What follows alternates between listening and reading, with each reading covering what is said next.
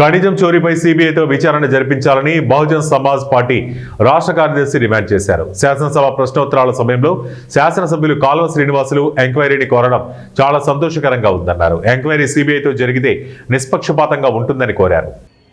మంత్రివర్యుల్ని దీనిపైన ఎంక్వైరీ చేయమని ఎమ్మెల్యే గారు కోరారు.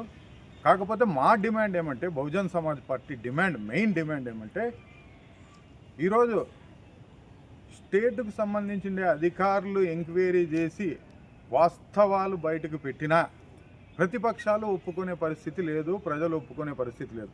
ఎందుకబ్బా అంటే, ఇప్పుడు మీ ప్రభుత్వం ఉంది, మీరు అనుకూలంగా చేసుకుంటారని చెప్పేసి అనవసరమైన భాండాలు అనేది కూడా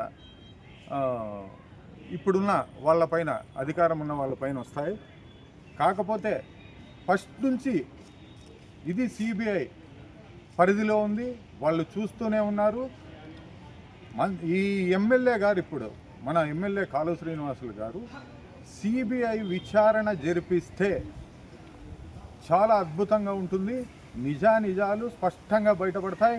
గతంలో చేసిన ఏదన్నా తప్పు జరిగింటే వాళ్ళకి శిక్షలు పడతాయి, ఇప్పుడు ఏదన్నా జరిగింటే వీళ్ళకి శిక్షలు పడతాయి. నిష్పక్షపాతంగా ఎంక్వైరీ అనేది జరుగుతుంది.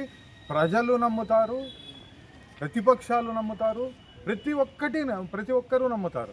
ఎందుకంటే ఆయన పైన మీరు, మీ పైన ఆయన, ఈ విధంగా ప్రజల్లోకి వేరే విధంగా సంకేతాలు పోతాయి. అంటే అధికారంలో ఎవరుంటే వాళ్ళు ఏమైనా చేయొచ్చా అని ప్రజలకి రాంగ్ గైడెన్స్ అనేది పోతుంది.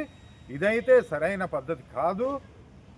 ఎమ్మెల్యే గారు అనుకుంటే సిబిఐ విచారణ చేయించగలిగితే వాస్తవంగా నిజమైన దొంగలు ఖచ్చితంగా బయటపడతారని చెప్పేసి తెలియజేస్తున్నాం.